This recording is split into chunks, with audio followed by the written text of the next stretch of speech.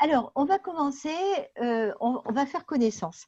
Comme vous êtes, je crois, 31 présents, on n'a pas le temps de faire un tour de table. Alors, je vais quand même, moi, me présenter pour que vous sachiez à peu près à qui vous avez affaire. Alors, moi, dans une vie antérieure, j'étais salariée et j'étais responsable d'un observatoire social, d'une entreprise de 10 à 12 000 salariés à l'époque. Donc, vous voyez, ce n'était pas une petite PME, c'était carrément une belle entreprise. Et dans un observatoire social, qu'est-ce qu'on fait? Ben, on accompagne le changement, notamment les mutations professionnelles, les réorganisations, les restructurations, les changements de métier, enfin, toutes ces choses un petit peu profondes, en écoutant le personnel pour comprendre ce qui bloque et les leviers qui feraient que ça se passe mieux. Donc, j'ai conduit à ce titre des centaines d'entretiens et j'ai constaté du mal-être qui était souvent dû à des erreurs de casting. Ce n'est pas la bonne personne au bon poste. Et croyez-moi, c'est un cas où vous avez des ambiances complètement délétères. Parce que l'individu à qui ça arrive perd confiance en lui et malheureusement se positionne dans une spirale non vertueuse, justement. L'équipe autour de lui n'a plus envie de travailler avec lui parce qu'on considère qu'il est mauvais. Quant au manager, bien, il est bien embêté parce qu'il ne sait pas comment faire. Alors, il donne des formations supplémentaires, mais pour autant, ça n'améliore pas les choses puisque tout simplement, la personne n'est pas faite pour ce poste-là. Et tout le monde est malheureux dans cette affaire et c'est un véritable gâchis pour l'entreprise, pour l'individu. C'est pour ça, lorsque j'ai quitté cette entreprise, je me suis mise à mon compte et c'est devenu ma mission de vie. C'est que tout le monde trouve le job dans lequel il a les meilleures chances de s'épanouir et donc de réussir. Voilà qui je suis, voilà ma mission de vie aujourd'hui. Et pour ce faire, j'utilise la méthode de l'ikigai que je vais vous expliquer à présent. Alors, le plan de cette intervention, avec l'accord d'Éric, on l'a pensé en 4 étapes. La première étant bien sûr de vous expliquer ce qu'est l'ikigai.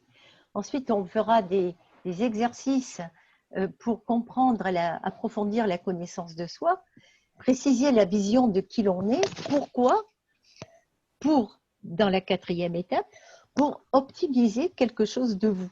Alors que ce soit votre profil sur les réseaux sociaux, que ce soit votre communication, que ce soit vos messages, que ce soit même votre stratégie, comment vous allez vous y prendre pour faire ceci ou pour faire cela, cet approfondissement de vous-même et de pourquoi vous faites les choses vous sera utile. C'est le pari que je fais avec vous maintenant. Sans plus tarder, on commence. Qu'est-ce que c'est l'ikigai? Iki, c'est la vie. Gai, c'est qui vaut la peine d'être vécu. Donc déjà, c'est du japonais, mais déjà, on comprend. Et la vie qui vaut la peine d'être vécue, c'est sa raison d'être.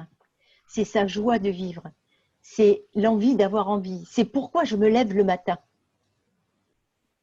Donc, on s'est aperçu de l'ikigai, c'est un état d'esprit que l'on a découvert sur l'île d'Okinawa, au Japon. Et à cette époque-là, c'était, je veux dire, on s'est rendu compte, on est allé voir sur cette île, parce que c'était là où il y avait la plus forte concentration de centenaires. C'était vrai à cette époque-là. Donc, on est allé voir pourquoi. Alors, ces personnes avaient une hygiène de vie, évidemment, quant à l'alimentation ou à la forme physique, mais pas que. Elles avaient aussi l'envie, et l'envie de se lever tous les matins. Pourquoi? Parce que ce qu'elles faisaient dans la journée, elles le faisaient avec leur cœur, et elles savaient que ça allait être utile à leur communauté. Et donc, on s'en est inspiré, et on s'est dit, pourquoi ne pas le transporter chez nous? Alors, quand on le transporte chez nous, ça sert au développement personnel pour trouver les meilleures chances de s'épanouir. Et moi, vu ce que je vous ai raconté de mon passé, de ma vie antérieure professionnelle, j'ai décidé de l'utiliser pour la vie professionnelle. En Occident, la représentation de cet état d'esprit utilise le diagramme de Venn avec 4 cercles. Et là où se croisent les 4 cercles, c'est ce qu'on appelle l'ikigai. Là où professionnellement, vous avez les meilleures chances de réussir. Mais regardons tour à tour les pétales de cette fleur ou les cercles de ce diagramme. Vous voyez que dans un premier cercle, il s'agira de trouver vos compétences, ce pourquoi vous êtes doué. Même si vous me dites, mais moi je les connais, vous savez, je vous dis d'accord, on en reparlera tout à l'heure. Mais on pourrait voir aussi ce que vous aimez faire dans la vie perso, dans la vie pro. Ensuite, pour avoir le sentiment d'utilité et donner du sens à sa vie, ça pourrait contribuer à quelque chose dont le monde a besoin. Vous voyez, tout seul, on est trop petit, évidemment, pour rendre service au monde, mais dans son quotidien, on peut peut-être faire quelque chose qui, au final, donnera du sens à sa vie. Et le 4e pétale, bien sûr, c'est ce pourquoi vous êtes payé. Alors, au Japon, c'est ce pourquoi vous êtes reconnu. En Occident, sauf si vous êtes rentier, héritier, vous avez peut-être besoin de gagner votre vie. Et donc, c'est le travail qui va vous rémunérer. Voilà, c'est l'endroit. Alors, vous voyez, si on croise ces cercles 2 à 2, on a, par exemple, ici, vous avez la profession. Vos compétences et pour lesquelles vous êtes payé. C'est votre profession. Mais ça ne veut pas dire pour autant qu'elle a du sens. Vous voyez, ça ne veut pas dire pour autant que pour vous, c'est une passion ou vous l'aimez, ou c'est une mission. C'est peut-être pas une mission de vie obligatoirement, comme moi, je vous ai parlé par contre de la mienne, de mission de vie. Donc, c'est tout ça qu'on va balayer pour se rendre compte de où on en est nous et qu'est-ce que l'on peut utiliser encore plus fortement. Vous voyez, le 4e cercle, la profession, ça pourrait être le job idéal, enfin même l'ikigai, pardon, ça pourrait être le job idéal pour vous. Mais l'idée, c'est est-ce que vous l'avez déjà? Est-ce que vous l'avez trouvé? Est-ce que vous l'avez presque trouvé? Ou est-ce que l'activité que vous faites pour les gens qui sont indépendants, est-ce que c'est ça qui est véritablement votre mission de vie? C'est autour de ça qu'on va travailler avec cet ikigai pour voir comment il peut vous aider. Et notamment, on va faire le lien avec Simon Sinek, le why, le how et le what. Je vais rappeler rapidement qui est Simon Sinek. Il est actuellement présent sur le réseau LinkedIn, dont vous pouvez le trouver. C'est un conférencier très fort en marketing et il a trouvé ce cercle d'or dans lequel il dit, voyez, il y a ce que vous vendez, il y a comment vous le vendez, mais il y a pourquoi vous le vendez. Et ce qu'il dit, c'est que les gens vous achètent, vous, votre prestation, le recruteur, le client, va vous acheter non pas ce que vous faites, mais pourquoi vous le faites. Et il prend souvent l'exemple de Apple, de Steve Jobs, en disant Steve Jobs, quand il vous parle de ses produits, il ne vous raconte pas qu'il fait des produits couleur or, couleur bleue, couleur rouge. Il ne vous raconte pas le software qu'il met dedans. Il ne vous raconte pas où il trouve les matières premières. Il ne vous raconte pas tout ça. Mais il vous dit pourquoi. C'est parce qu'il vous vend une vision du monde. Et ça crée l'émotion. Et ça déclenche l'envie d'être avec vous, ou de vous recruter, ou d'acheter vos produits. Alors, tout ça, c'est très joli, mais on va le mettre en musique et on va essayer de l'appliquer pour chacun de nous. Alors, je reviens à mes 4 cercles. Donc, vous voyez, là, on a fait exprès de les éclater. Pour qu'on s'amuse de nouveau, à les marier 2 à 2 et à progresser sur notre chemin. Ce que je vais vous donner à présent, c'est un mode d'emploi. C'est un chemin que vous pourriez parcourir seul une fois qu'on aura arrêté cet atelier, parce que je vais vous donner le chemin avec des exercices. Donc, ces exercices, je pense que vous pourriez prendre le temps, si cela vous intéresse, de les faire vraiment jusqu'au bout et de voir les résultats que ça vous donne. Vous risquez d'être agréablement surpris. Donc, voyez, si je croise ce que vous savez faire et ce pourquoi vous êtes rémunéré, ça correspond à votre activité, votre profession, pour ceux qui sont en poste, votre activité pour les prestataires, les indépendants, ou ce que vous cherchez pour ceux qui sont en recherche d'emploi. Donc, ça serait votre what. Et on verra, on travaillera successivement les autres cercles en les croisant pour progresser et dépasser le stade de la profession. Voyez par exemple, ici j'ai toujours ce que vous savez faire et votre profession. Ok, c'est votre what. Mais maintenant, si je croise ces deux cercles, mes compétences et ce que j'aime, vos désirs, vos rêves, on va rentrer dans comment vous le faites. C'est-à-dire, d'un côté, on aura la légitimité parce que vous avez les compétences pour le faire, mais de l'autre, on aura la qualité, ce que vous mettez de vous parce que ça vous plaît. Et de pouvoir nommer, verbaliser cela, ça peut convaincre un recruteur, ça peut convaincre un client, un partenaire. Alors, vous voyez les yeux effarés parce que une fois qu'on a dit ça, c'est pas sûr pour autant que ça soit facile.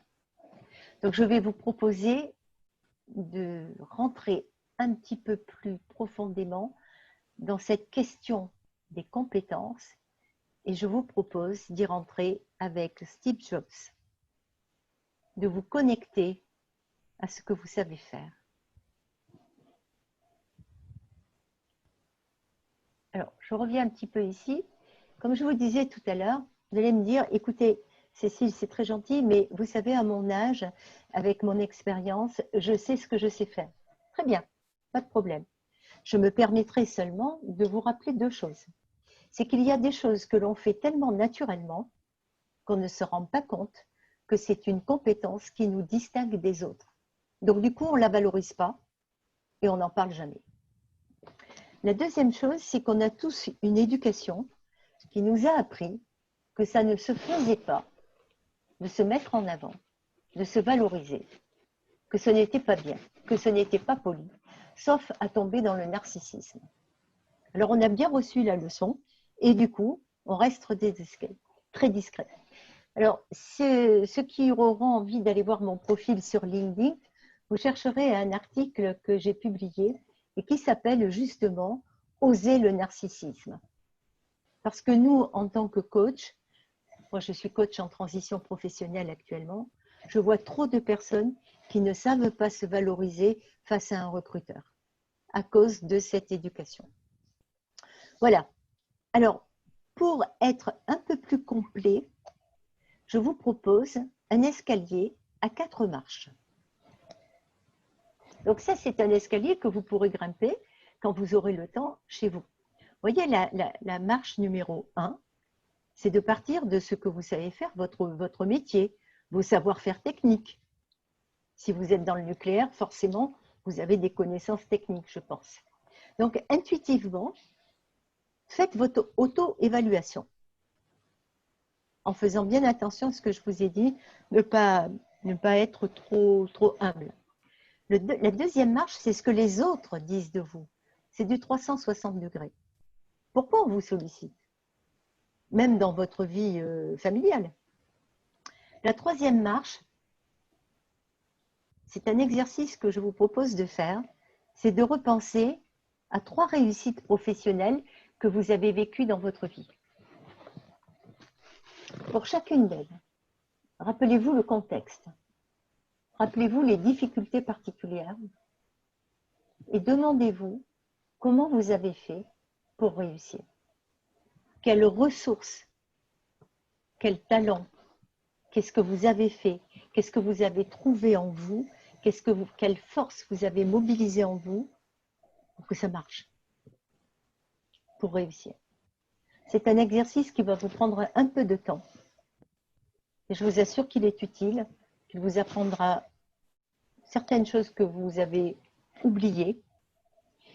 Et voyez, si vous découvrez une certaine récurrence dans les talents, vous pourriez dire que définitivement, vous êtes sûr de l'avoir avec vous, en vous. Ensuite, la quatrième marche, c'est bien sûr de faire des tests.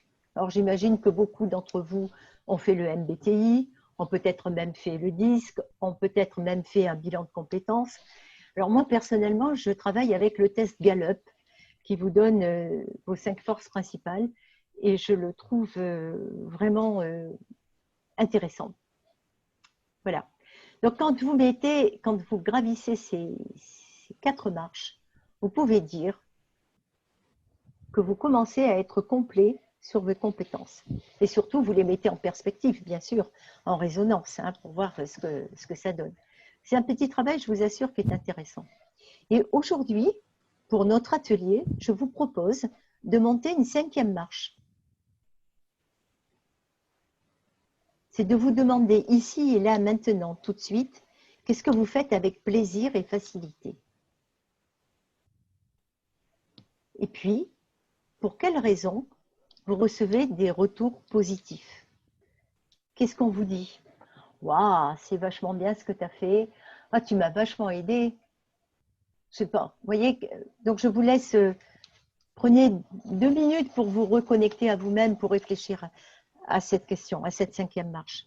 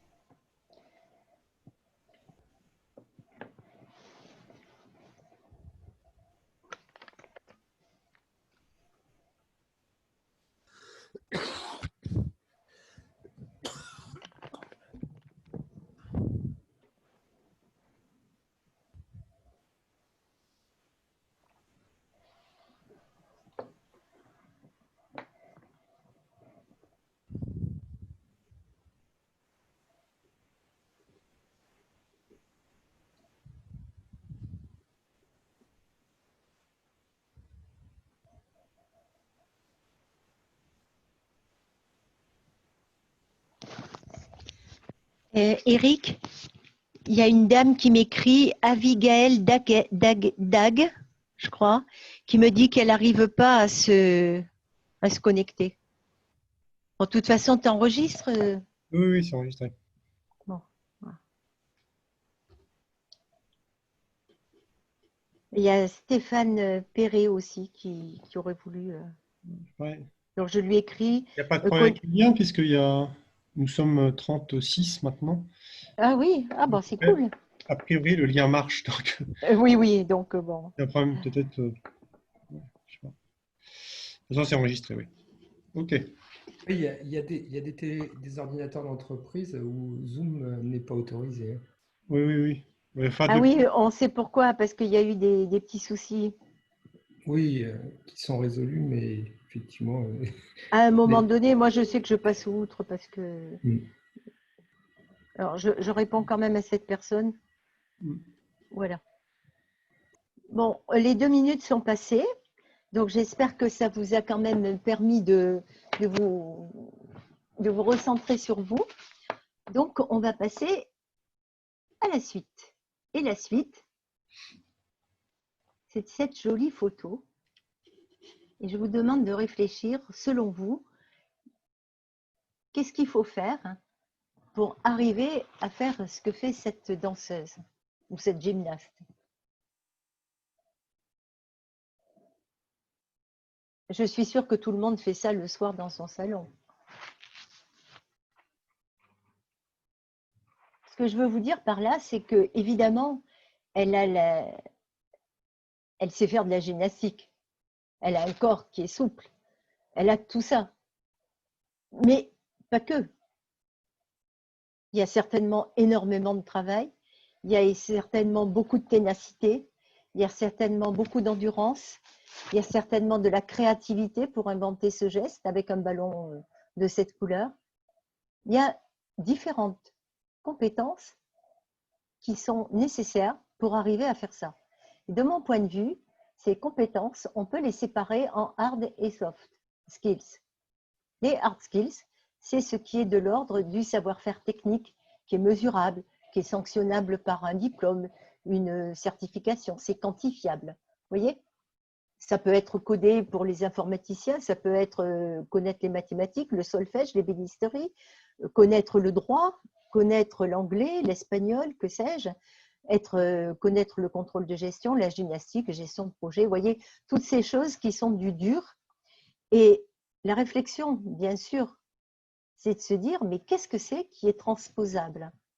Donc, vous voyez, si vous connaissez l'ébénisterie, c'est plus délicat à transporter dans un autre métier que l'anglais. Si vous connaissez l'anglais, n'importe quel métier que vous fassiez, vous pourrez parler anglais. Donc, c'est une compétence, un hard skill transposable. Ce n'est pas le cas pour tous. Et se poser la question de ce qui est transposable, ça peut être intéressant pour commencer à élargir le champ des possibles. En revanche, les soft skills, c'est tout ce qui est de l'ordre du savoir-être. C'est le comportement. Et ça ne se mesure pas, ni par un diplôme, ni par rien. Mais quand on se trouve face à un recruteur, qu'est-ce qu'il vous dit? Il vous dit, prouvez-le moi.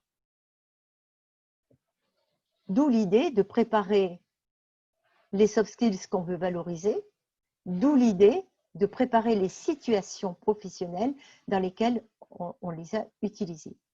Alors, ces soft skills, ça peut être travailler en équipe, coopérer, l'empathie, les couples, la force mentale, la créativité, tout ce qui est de l'ordre de l'impalpable. Et maintenant, c'est à vous. Je vous propose de prendre quelques minutes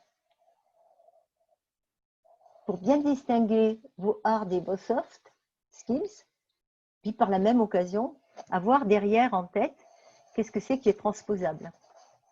Qu'est-ce que vous allez transporter avec vous dans n'importe quel secteur d'activité, dans n'importe quel métier, dans n'importe quelle activité.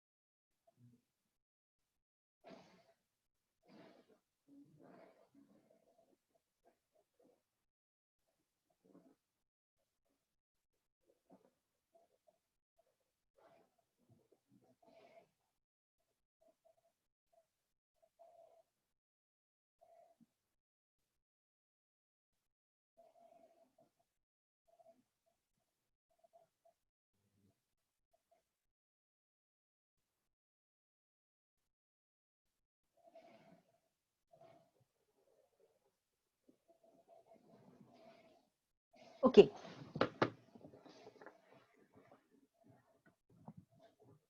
Je vous propose à présent de regarder ce classement. Alors, ce classement, vous voyez, c'est 4 pavés qui classent les soft skills selon certaines dominantes. Vous voyez, il y a ce qui relèverait de la solidité personnelle, ce qui relèverait de l'action, ce qui relèverait de la dimension relationnelle,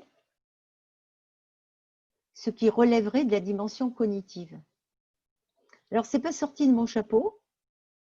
Ce classement, il a été fait par Laure Bertrand, qui est enseignante-chercheur en ressources humaines. Et j'ai même mis le lien pour une vidéo YouTube où elle explique tout ça. Alors, vous allez me dire, c'est bien, mais ça sert à quoi? Alors, ça sert à se situer, à comprendre si soi-même, on est plus son profil, la dominante de son profil.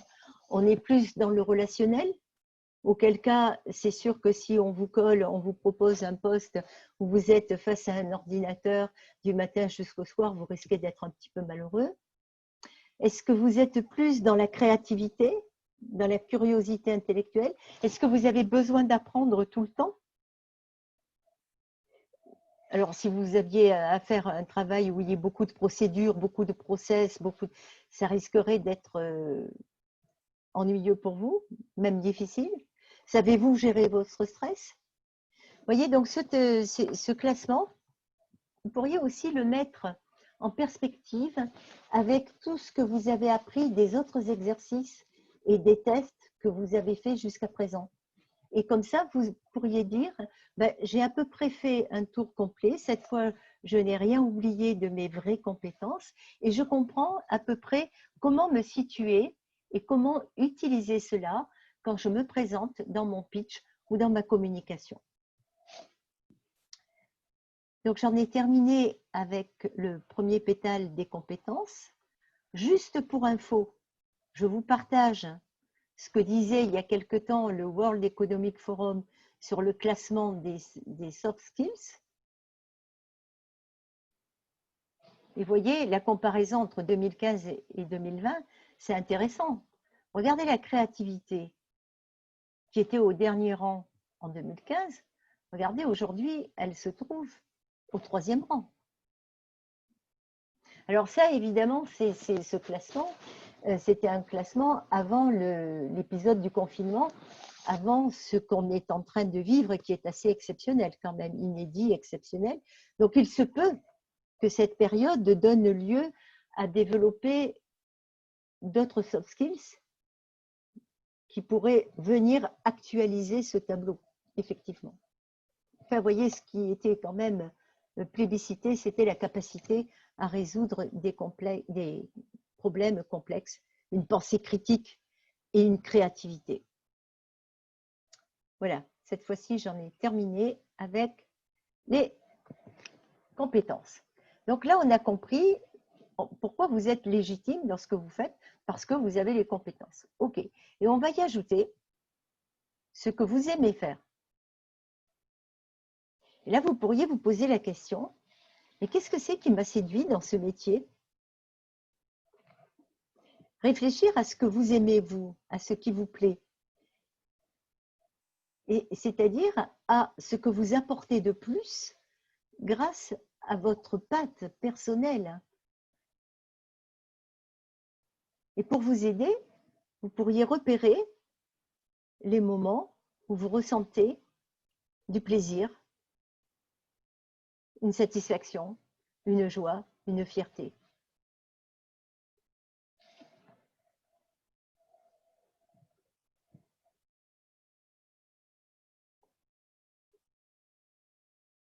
Alors, ce que vous aimez ou ce que vous aimez faire, ça peut être très varié. Ça peut être, vous voyez, comme ce monsieur, rouler dans une campagne très calme, très sereine. C'est peut-être ce que vous aimez. Il y a une coachée dernièrement qui a une très jolie histoire, c'est Sonia. Elle me disait, ce qu'elle aimait aussi bien créer, gérer, développer, et elle aimait aussi la nature. Elle me disait que quand elle était enfant, elle embrassait les arbres. Alors, c'est une jolie histoire, Sonia, parce que Sonia, quand elle est venue me voir, elle était esthéticienne. Donc, c'est art skills, on comprend, c'est tous les métiers de l'esthétique. Mais elle était esthéticienne à son compte. Elle a ouvert son salon, elle a ouvert une seconde cabine, elle y a ajouté un hammam et après elle s'ennuyait. Et c'est pourquoi elle est venue me voir. Donc on a creusé qu'est-ce que c'est qu'elle pourrait encore faire dans ce qu'elle aime, créer, développer, mais aussi les arbres. Donc je lui ai demandé qu'est-ce que c'est qui était important pour elle aussi. Elle m'a dit c'est la beauté. Alors, c'est normal, c'est une esthéticienne. Mais qu'est-ce qu'il y a derrière le mot beauté? Elle m'expliquait que les personnes qui allaient dans son salon, au motif de venir se faire soigner la peau, en fait, elles se confiaient et elles trouvaient du bien-être. Mais elle trouvait du bien-être aussi parce qu'elle utilisait des produits bio. Et elle a créé une ligne de soins qui s'appelle Un amour de soins d'ailleurs, à base de plantes. Donc elle respecte la beauté et la nature. Elle a créé sa ligne de soins. Elle la vend en e-commerce. Et la prochaine étape, c'est d'ouvrir un magasin à New York. Voilà comment on arrive en remplissant des cercles qui paraissent comme ça anodins, mais en creusant, c'est-à-dire en se donnant du temps, on arrive à élargir son champ des possibles. Et là, je vais vous entraîner un peu plus loin. Je vais vous entraîner à mettre des lunettes qui vont vous permettre de vous projeter dans 5 ans, dans 10 ans. Qui aimeriez-vous être? Comment vous vous voyez idéalement? C'est-à-dire y ajouter une part de rêve, une part de désir.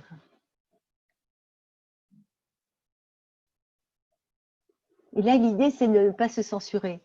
Si par exemple, vous me dites, ben moi, je voudrais ouvrir une boîte de ballons dirigeables.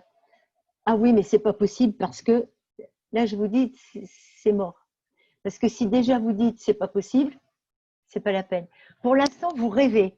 Après, vous mettrez un plan d'action en place pour y arriver.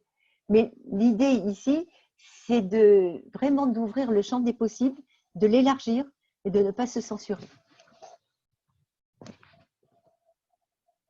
Et quand vous faites cet exercice de projection de soi dans l'avenir, ben vous pouvez rapporter des souvenirs du futur.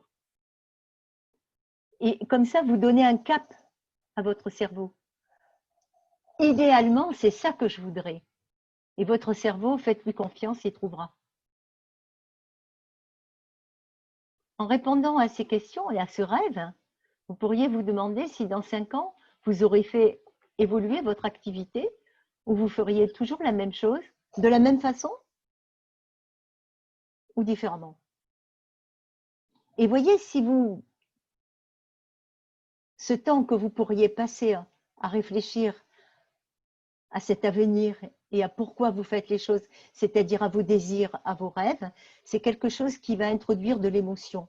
Et introduire de l'émotion dans votre communication, c'est assurément toucher votre interlocuteur. C'est pour ça que ça me paraît important. Alors, vous voyez, là, on a terminé, on a croisé le cercle 1 et le cercle 2, ce que je sais faire. On a trouvé donc votre spécificité, votre what, votre how, et vous y avez ajouté une part d'idéal, la vision de vous dans 5 ans, c'est-à-dire que vous y avez ajouté de l'émotion et du désir. Maintenant, on va comprendre le sens que vous donnez. C'est-à-dire, on va réfléchir à la question, ce dont le monde a besoin.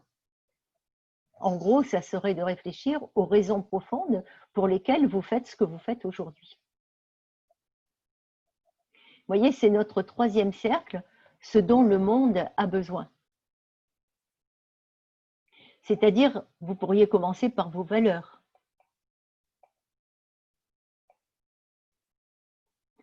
Est-ce que vous pensez que le monde a besoin de bien-être, de justice, de santé, de beauté? Si par exemple vous me dites ce dont le monde a besoin aujourd'hui, c'est de santé, d'accord, mais ça veut dire quoi santé? C'est un mot qui est tellement valise. Donc, explicitez pour vous qu'est-ce que c'est la santé. C'est la santé mentale, c'est la santé physique. Si c'est la santé physique, c'est l'alimentation. c'est l'alimentation saine? Est-ce que c'est le soin que l'on donne au corps? Est-ce que c'est la médecine? Est-ce que c'est de l'alimentation bio, ce qui veut dire une culture respectueuse de ceci et de cela? Est-ce que c'est la santé mentale? Est-ce que c'est la santé psychique? Dans l'entreprise, la santé psychique, c'est quoi? C'est un management qui doit être quelque chose? C'est certaines valeurs d'entreprise que l'on doit respecter? Vous voyez, l'idée, c'est de se dire, avec des mots aussi valises que ça, de le ramener dans son quotidien et de se dire que oui, dans son quotidien, ben je fais quelque chose qui a un rapport avec ça. Et comme ça, vous trouverez votre place dans le monde. De mettre des verbes sur des noms, ça peut susciter des associations d'idées, ça peut susciter des sous-catégories. Par exemple, si vous dites médecin, médecin, ça peut être beaucoup de choses. Ça peut être un chirurgien, ça peut être un ophtalmologue, ça peut être… voilà. Donc l'idée, c'est de vous amuser à tirer le fil derrière ces mots-là, derrière ces valeurs-là. Qu'est-ce que ça représente pour vous concrètement? Qu'est-ce que c'est qui fait sens? En quoi vous vous sentez utile avec ce que vous venez de trouver là? Pour ceux qui auraient besoin d'inspiration, je vous propose ces objectifs de développement durable qu'a donné l'ONU, les Nations Unies, pardon, dernièrement. Si ça peut vous inspirer pour un secteur d'activité qui pour vous ferait sens. Vous voyez, on retrouve la santé et le bien-être, mais ça peut être l'éducation, ça peut être une énergie propre qui vous donnerait le secteur qui ferait sens pour vous. Si c'est l'égalité entre les sexes, est-ce que c'est dans le travail? Est-ce que dans votre façon de travailler, vous allez y veiller à l'avenir? C'est se poser toutes ces questions pour étoffer, pour donner de l'épaisseur à qui vous êtes et à votre communication. Donc, on est arrivé à ce moment de l'atelier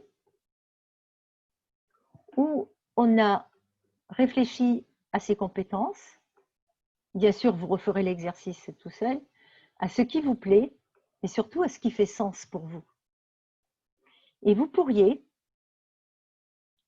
répondre à ces 3 questions. Qu'est-ce qui m'a séduit dans l'activité que j'exerce aujourd'hui ou que je pense exercer à l'avenir? Qu'est-ce qui vous a fait comprendre que vous pouviez ou que vous pourrez dans le futur l'exercer? Et qu'est-ce que vous apportez grâce à votre personnalité? Le fait de répondre à ces questions, de l'écrire, va vous donner, va alimenter la façon que vous aurez de vous présenter, vous, votre pitch, votre communication. Alors, là, je pensais laisser 10 minutes, mais comme on a démarré avec 10 minutes en retard, je ne sais pas, qu'est-ce que tu en penses, Eric? On prend 10 minutes ou Peut-être pas 10 minutes, mais enfin, 5 minutes? oui, même si en 5 minutes, c'est difficile de répondre à toutes ces 3 Oui, questions. c'est difficile. Enfin, c'est difficile, ça prend un peu plus de temps. Si Ben, bien sûr, bien sûr. Donc, qu'est-ce qu'on fait? On passe, oui, on je pense, passe, je on pense passe. pour avoir l'opportunité d'avoir un échange Oui, questions-réponses, je pense que ce sera d'accord. Donc, notez bien les questions. Si vous n'avez pas eu le temps, vous me les redemanderez. Et donc, on arrive à la fin. Maintenant qu'on a répondu à ces questions, c'est qu'est-ce que vous allez faire évoluer? Qu'est-ce que vous allez modifier dans votre façon de vous présenter? Je ne sais pas si vous êtes sur le réseau LinkedIn pour trouver un recruteur, pour trouver un emploi ou pour trouver des clients, pour faire de la prospection, pour faire du social selling. Comment vous allez présenter votre profil? Comment vous allez formuler votre offre pour donner envie, pour expliciter votre why, pour expliciter le sens de ce que vous faites. Alors, vous voyez, on peut se dire que si vous êtes freelance, l'ikigai vous aura servi à identifier plus précisément votre why, à optimiser votre communication, à rédiger un profil LinkedIn authentique, parce que vous aurez trouvé les mots qui vous définissent. Si vous êtes en reconversion professionnelle, c'est-à-dire si vous vous rendez compte que dans le job que vous avez fait jusqu'à présent, ben vous vous ennuyez, ou alors que vous vous êtes trompé, ou alors que vous n'êtes plus en phase, et que vous vous dites, mince, encore toutes ces années à faire ce même job, je ne pourrais pas. Et que vous vous demandez si l'heure est venue de recommencer autre chose. Mais quoi? L'ikigai peut vous aider à trouver le quoi en question. Si vous êtes en recherche d'emploi, ça vous permet de comprendre votre spécificité et d'expliquer à un recruteur ce que vous mettez de vous dans le travail que vous recherchez, dans la profession que vous exercez. Donc, ça sert à convaincre et ça sert aussi à élargir le champ des possibles, soit à trouver un métier voisin, parce qu'on a compris que certaines compétences étaient transposables, soit à trouver un secteur qui ferait sens pour soi. Et si ça fait sens, je vous assure qu'on a plus de chances de convaincre un recruteur. Enfin, si vous êtes salarié, ça peut vous aider à réfléchir à votre employabilité. On sait très bien qu'aujourd'hui, le contenu des métiers évolue très fortement avec la robotisation et l'automatisation. Donc, il faut peut-être penser à dans quel métier vous pourriez vous projeter prochainement. Vous connaissez vos compétences, vous connaissez celles qui sont transposables. Donc, du coup, vous pouvez accepter une mobilité en toute tranquillité, mais avec beaucoup plus de tranquillité que si vous n'aviez pas fait cet effort de réfléchir sur qui vous êtes, ça serait plus délicat pour vous. Et de réfléchir à quel secteur vous pouvez aller.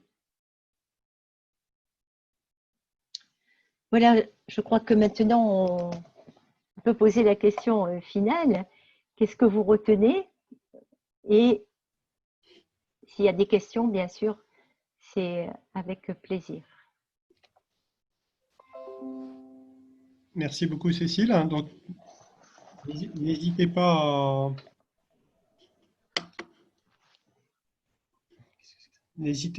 soit à poser des questions via le module conversé, soit directement à Cécile en ouvrant vos micros, qu'on avait fermés, comme ça la vidéo a été d'une très bonne qualité.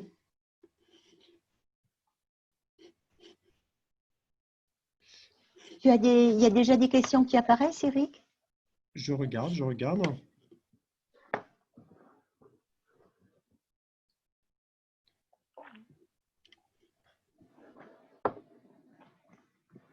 Ouais, moi, j'aurais une première question, c'est parmi les personnes qui viennent te voir, est-ce que tu as voilà, plus de personnes en poste qui cherchent à évoluer, des personnes en recherche, enfin, c'est sur tes années d'expérience, quels sont les… C'est le plus souvent, ce sont des personnes en transition professionnelle. C'est-à-dire, elles n'ont plus de job, ou elles ont fait l'objet d'un PSE, ou elles ont demandé une rupture conventionnelle, ou voilà. Donc, et la question pour elles, c'est ben, et maintenant, qu'est-ce que je fais? C'est souvent de ces personnes de dire comment je fais maintenant pour me diriger? Quelle orientation je prends?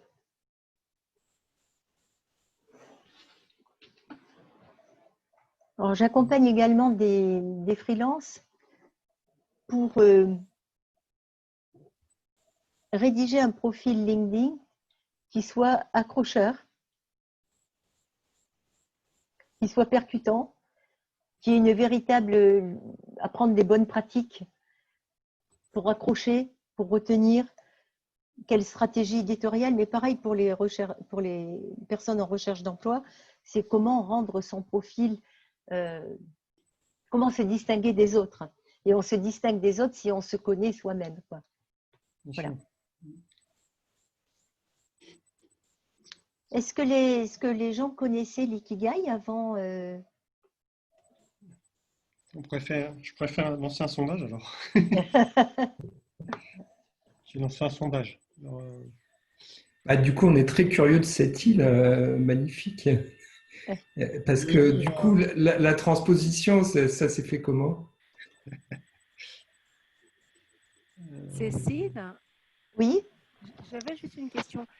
Quand vous disiez qu'en fait, en France, enfin, d'ailleurs, vous ne précisiez pas la France, mais on avait une éducation qui nous empêchait de faire un peu de hashtag personal branding.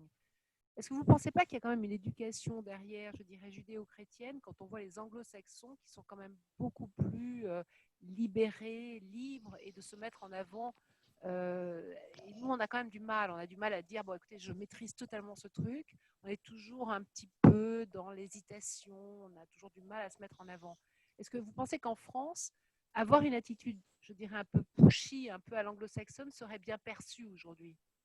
alors moi je le conseille très fortement parce que ça surprend et ça permet de se distinguer. Alors l'idée c'est de comment dire, c'est de ne pas arriver en se disant vous avez vu, je fais le meilleur. Hein. Je suis excellent en ceci ou je suis excellent en cela. En revanche, si on arrive, si on connaît ses compétences, on peut poser la question. Est-ce que vous avez besoin de, est-ce que vous recherchez de, et la compétence que vous avez, bien sûr. Donc, il y a une façon de la présenter. Vous voyez, qui peuvent, notamment face à un recruteur. Un recruteur, il est toujours étonné quand vous lui dites, que ce soit un recruteur DRH ou que ce soit un cabinet, mais qu'est-ce que vous avez besoin? Qu'est-ce que je peux apporter à votre entreprise? Plutôt que de commencer par faire le catalogue de tout ce que vous savez faire. Et au fur et à mesure que la personne va parler, là, comme vous connaissez vos compétences, vous allez pouvoir citer des situations professionnelles que vous avez vécues en utilisant ces compétences-là, dont lui, justement, il a besoin. Vous voyez, c'est plus une articulation. D'accord, merci. Je vous en prie. Juste un petit commentaire. Bonjour.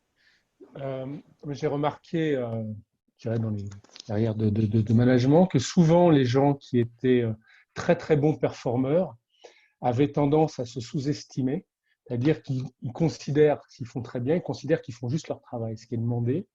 Et donc, quand on leur demande en quoi ils ont du mal à dire, vraiment, à exposer qu'ils performent justement très bien dans leur truc, parce que c'est juste normal pour eux. À l'inverse, des gens qui sont moyens, souvent se voient au-dessus de ce qu'ils sont. Oui, Et donc, c'est intéressant d'avoir souvent un œil extérieur qui redonne confiance à la personne et qui dit non, non, tu n'es pas juste normal, tu as fait des trucs super dans telle et telle occasion, tu as fait ça, tu as pris l'initiative, tu as été engagé, tu vas jusqu'au bout, il y avait des situations très compliquées que tu as réussi à déverrouiller, etc. Et c'est souvent ce regard extérieur qui aide. c'est exactement ça. C'est pour ça, quand on fait l'inventaire de ses compétences, le 360 est important. De savoir ce que les autres disent de vous. Ce qu'ils apprécient chez vous. Moi, je suis assez d'accord avec vous, effectivement.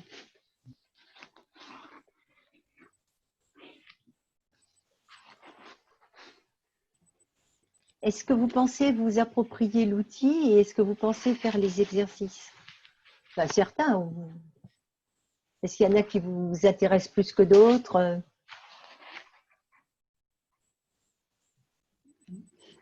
C'est assez intéressant, effectivement. Alors, je dirais aussi, pour l'expérience récente d'avoir cherché du travail, d'en avoir retrouvé assez récemment et d'avoir, dans le cadre du réseau Dino, notamment fait tout ce qui était les speed networking, qui oblige dans un temps très limité de quelques minutes, à mettre en évidence des qualités, des compétences, donc hard skills, mais aussi soft skills, et qui permettent également donc, de les présenter, de les illustrer par quelques réalisations en moins de 3 minutes.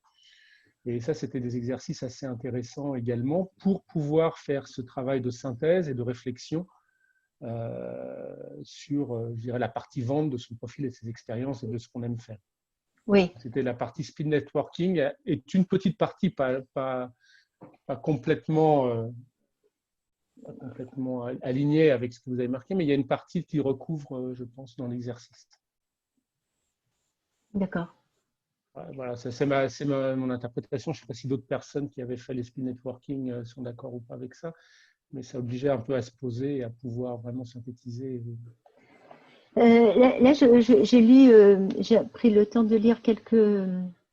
Et je vois le mot confiance qui est réapparu, qui est apparu. Et je pense que oui, revalider la somme, la liste de ses compétences, mais aussi de qui l'on est, ça redonne confiance en soi. Je m'aperçois, par exemple, vous voyez, j'ai parfois des personnes qui sont encore en poste et qui se disent je vais bientôt partir parce que j'en peux plus. Et ces personnes, elles me disent, quand elles arrivent, elles me disent je me demande si je sais encore faire quelque chose dans cette entreprise, tellement je me suis étiolée. Tellement je pourrais donner tellement plus que ce qu'on me demande ou tellement autre chose. Donc là, je suis en train de perdre mes compétences, je suis en train de m'étioler. Et c'est des personnes qui perdent confiance en elles réellement. Donc après, pour remonter, c'est difficile. Hein. Donc faire ce travail sur les compétences, je vous assure que ça fait du bien. Dans certains cas, oui, ça redonne confiance. Ça, je l'ai constaté plus d'une fois. Bonjour, est-ce que vous pourriez m'expliquer ce que c'est que le test Gallup, je ne sais pas comment vous prononcez. Oui, alors moi, malheureusement, je ne suis pas très bonne en anglais. Donc, je vais vous dire comment ça s'appelle. Et puis, si vous voulez le lien, je vous le donnerai. Voilà. Alors, ça s'écrit G-A-L, 2L, plutôt U-P, Gallup. Alors, Gallup, c'est un test américain, mais c'est aussi un institut de sondage. Ils ont une très, très immense base de données qui leur a permis de créer ce test, donc les 5 forces principales, pour 23 €. Donc, vous répondez à un certain nombre de questions pendant 20 minutes en flot continu. Ça va assez vite, il faut que ça soit assez spontané. Et il vous renvoie 2 rapports conclusifs sur vos 5 forces principales pour 23 €. Si vous avez plus de si vous avez plus de fonds, que vous pouvez même aller jusqu'à 60 €, il vous envoie vos 34 forces. Le test entier, il y en a 34. Et c'est le même test. Hein. Seulement, si vous payez 23 €, il vous donne vos 5 premières. Si vous payez 60 €, il vous donne vos 34 forces. Et honnêtement, si vous avez les 5 premières… Oui, c'est déjà pas mal. Ah oui. Parce que ça dessine le profil que vous êtes. Parce que pareil, Gallup, il a des tendances, il va dire il y a des forces qui relèvent plus d'une capacité stratégique. Il y a des forces qui relèvent plus d'une capacité à être dans l'action. Il y a des forces qui relèvent plus d'une capacité à créer du relationnel, voire à être dans le charisme. Si vous êtes un leader, vous voyez, c'est quelque chose qui va apparaître dans ce test. Alors, c'est un test que je trouve important de mettre en perspective avec les autres exercices. Et là ça donne quelque chose de très conséquent sur lequel on peut s'appuyer. Je veux bien que vous nous envoyiez, je pense que ça peut intéresser tout le monde. Je suis DRH, moi, donc je vous écoute attentivement. Oui. Je suis DRH et coach. Et je pense que ça peut intéresser tout le monde, tous les membres du réseau Dino, justement, pour ce fameux speed que nous faisons et puis pour passer les entretiens. C'est très intéressant. Eric, tu serais d'accord, je te l'envoie à toi et puis toi, Bien sûr. J'avais un truc, je ne sais pas si c'est Gallup, mais que j'avais fait faire à mes équipes aussi. Ça s'appelait Strengths Finders, donc trouver ses forces. Oui. Puisque le principe était un peu le même. On achetait un bouquin, il y avait un code, on faisait un test et ça donnait les forces. Donc l'intérêt, c'était de dire si on s'appuie sur ses forces, on peut devenir excellent. Si on peut faire progresser ses faiblesses, mais on sera moyen, on ne sera jamais excellent sur ses faiblesses. Et donc, c'était intéressant. Et moi, j'avais trouvé ça aussi intéressant de le faire en équipe, puisque ça me permettait dans l'équipe de voir la complémentarité, s'il y avait des points communs entre les forces dans des métiers particuliers, enfin des métiers donnés, par exemple chef de projet, parce que le gars était en majorité analytique, etc. Mais si on avait des personnes qui avaient une complémentarité, par exemple certains étaient plus créatifs que d'autres, etc. Et ça pouvait avoir, suivant les types de projets, ensuite avoir des affectations qui étaient mieux ciblé d'un chef de projet ou un autre parce que ça C'est ça. collait mieux, etc. Donc, ça Mais s'appelait Strengths Finders. Mais c'est la méthode Gallup, ça. Hein. Je ne sais pas si c'est la même Je ne chose. sais pas si ça. c'est le C'est la même chose. Je l'ai fait aussi dans un ancien job et Oui. ça existe en anglais et en français. Oui. Donc, et puis justement, c'est ça, Strengths Finders. Et avec il y a les 5 forces qui en sortent. Et après, justement, c'est super pour un travail en collectif, en équipe, pour mieux se connaître et mieux trouver la complémentarité entre les différentes personnes dans une équipe. Bien sûr. Bien sûr. Ah, ok. Moi, j'aimerais bien poser une question. Est-ce que c'est possible? Oui, bien Oui. sûr. Oui. Voilà ma question. Moi, j'ai fait déjà un petit peu tous les tests que vous avez, enfin, une partie en tout cas, bilan de compétences, MBTI, Disque. disque. Peut-être. Bon, voilà. Bon, moi, je suis plutôt sur la dernière partie de ma carrière professionnelle.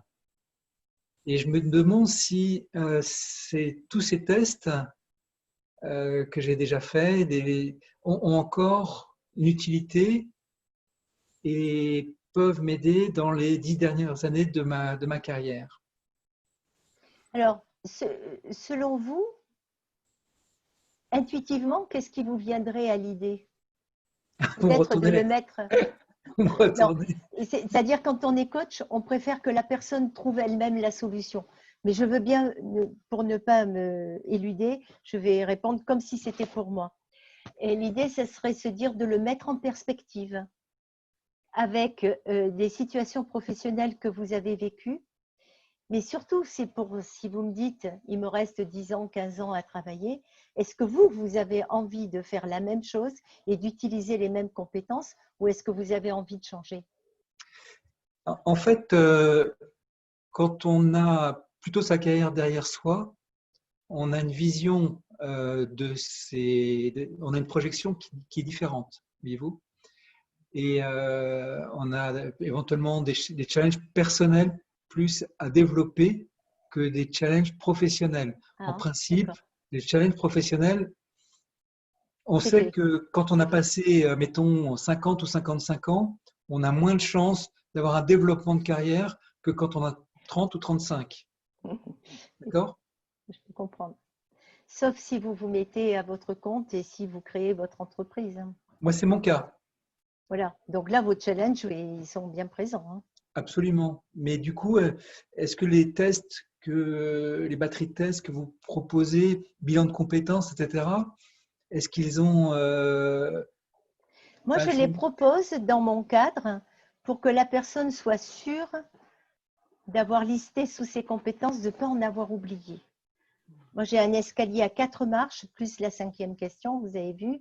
Mais l'idée, c'est de tout mettre en perspective pour être sûr d'avoir fait le tour de ses compétences, pour ensuite y ajouter le goût, l'envie et aller vers un secteur. Parce qu'on sait qu'on a les compétences que l'on peut transporter avec soi ailleurs, dans quelque chose qui fait sens. Moi, je pense que, sans doute vous allez me dire, quand vous êtes au stade où vous en êtes, vous avez votre entreprise, j'imagine ce que vous cherchez, c'est le sens aussi. Bien sûr, du sens et puis quand même une certaine réussite, parce que là, c'est une réussite qui dépend de moi et non pas et bien sûr d'aléas extérieurs. Et en ce moment, on les voit, les aléas extérieurs. Pour autant, le côté peut-être politique, gestion de carrière n'a plus du tout de sens. Maintenant, c'est vous qui gérez la carrière de vos employés, peut-être? Non, pas en ce qui me concerne. Non, mais bon. Mais donc, effectivement, mais je comprends. En quoi c'est embêtant que ça soit plus une question de gestion de carrière? Vous avez votre activité, vous souhaitez réussir, donc vous souhaitez la développer. Comment vous allez la développer? En cherchant, vous vendez quelque chose, une prestation, un produit? Bien sûr, bien sûr. Vous vendez une prestation. Donc vous avez besoin d'un acheteur. Pas que d'un. Alors comment vous pouvez utiliser tout ce que vous savez de vous, et notamment quelle est votre mission de vie, pourquoi vous faites ce que vous faites, pour mieux parler avec votre acheteur? Ok, d'accord. J'achète. Moi,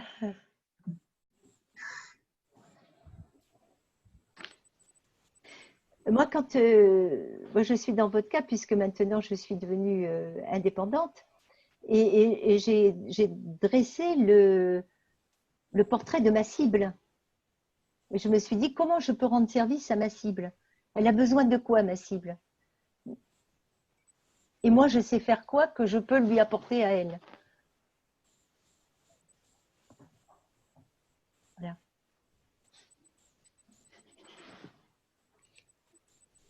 Alors, je regarde s'il y a des questions. Il y avait des questions sur une référence à un livre sur Ikigai. Si tu Alors, pouvais donner. oui, des livres, il y en a plein. Mais je n'ose pas vous en recommander un plus qu'un autre. Je vous donnerai la bibliographie via Eric si vous voulez. Ok, ouais, ce sera le Mais mieux. vous allez à la FNAC ou chez De Citre et vous voyez, vous allez au rayon développement personnel et des bouquins sur l'ikigai, vous allez en trouver, je ne sais pas. D'ailleurs, j'ai été interviewée moi-même pour un de ces livres. Mais ces livres-là vous parlent souvent, c'est plus du développement personnel. Donc, si vous y aviez la volonté de vous en servir professionnellement, vous risquez d'être déçu.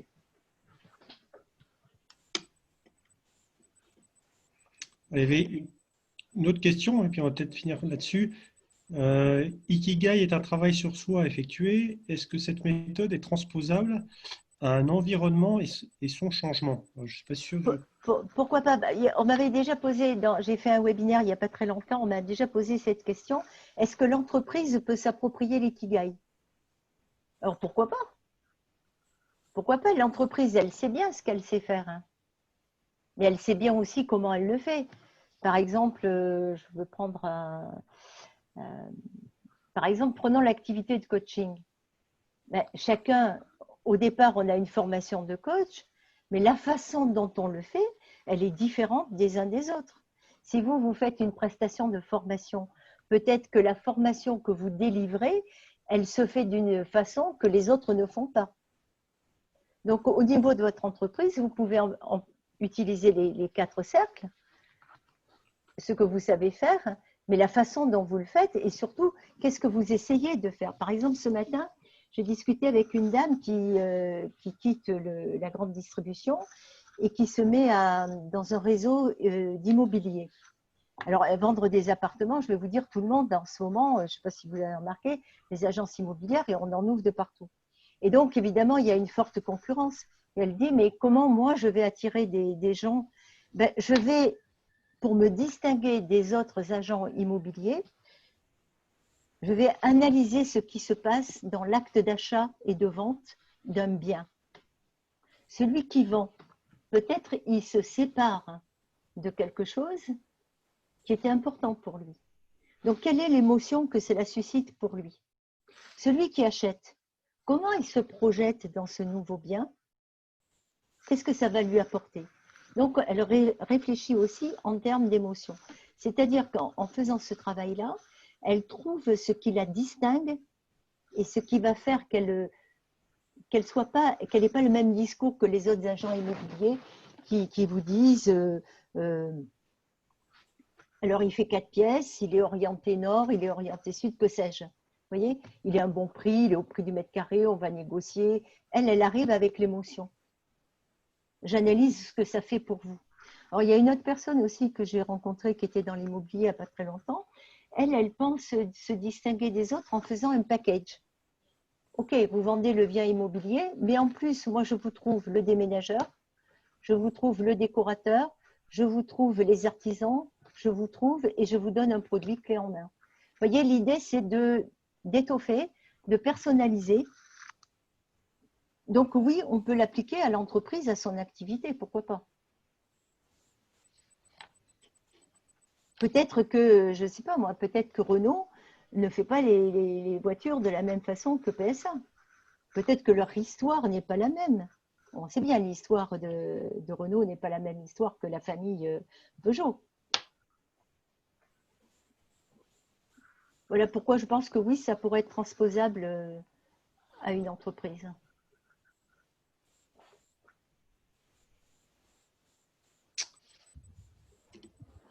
Merci beaucoup. Je ne sais pas si vous avez une dernière question pour clôturer ce webinaire. En tout cas, un grand merci Cécile d'avoir accepté cette invitation et nous avoir fait découvrir ce chemin Ikigai qui va nous aider à poser tous les bonnes questions, quelle que soit notre situation d'aujourd'hui. Je vous assure que c'est un outil. Voilà, c'est un outil et qui va nous permettre d'améliorer notre communication, je l'espère en tout cas. Donc, je trouverai le moyen de diffuser aux participants la présentation, voir l'enregistrement d'ailleurs. Oui. Voilà. Et donc, je te donnerai le lien Gallup. Et puis voilà, la bibliographie en plus. En allant, voilà. honnêtement, en allant à la FNAC ou sur le web de la FNAC, des livres Ikigai, vous en trouvez plein. J'en recommande pas un plus que l'autre, moi. Voilà. Donc, Cécile, vous avez vu sur les slides, il y a son mail. Donc, si vous avez une question ponctuelle, vous pouvez toujours lui adresser un mail. Bien sûr, c'est avec plaisir. Hein. Je vous souhaite à tous un bon long week-end du 1er mai, même si maintenant les jours fériés, on ne sait plus très bien si c'est un week-end, un jour normal, on est un petit peu déphasé, mais moi je vais retourner à ma plage parce qu'il fait encore assez beau. Ah oui, et la mer est toujours assez bonne. Donc, oui, là tu peux prendre un bain, il n'y a pas de problème. Voilà, puis comme je ne peux plus bouger, j'ai plus d'avion pour revenir. Donc j'espère quand même qu'on aura l'occasion de se revoir, Cécile. Écoute, je peux te rejoindre. Et je vous souhaite à tous de passer le mois d'avril pour rejoindre le mois de mai demain. Et à très bientôt. Et pensez au muguet dans la maison, c'est gai. Sur les ondes. Et ça sent très bon. Et en présentiel, j'espère très bientôt pour qu'on puisse se revoir. Et pourquoi pas refaire une session, cette fois-ci en présentiel, sur une autre, peut-être un autre prisme de l'ikigai. Voilà, je vais rendre l'antenne. Merci beaucoup, Cécile. Merci beaucoup, Eric. C'était bonne fin de journée à tous. Au revoir. Merci beaucoup. C'est l'heure de l'apéro maintenant. Merci beaucoup. Merci. Au revoir. Bon week-end, au revoir. Au revoir. Merci. Oui.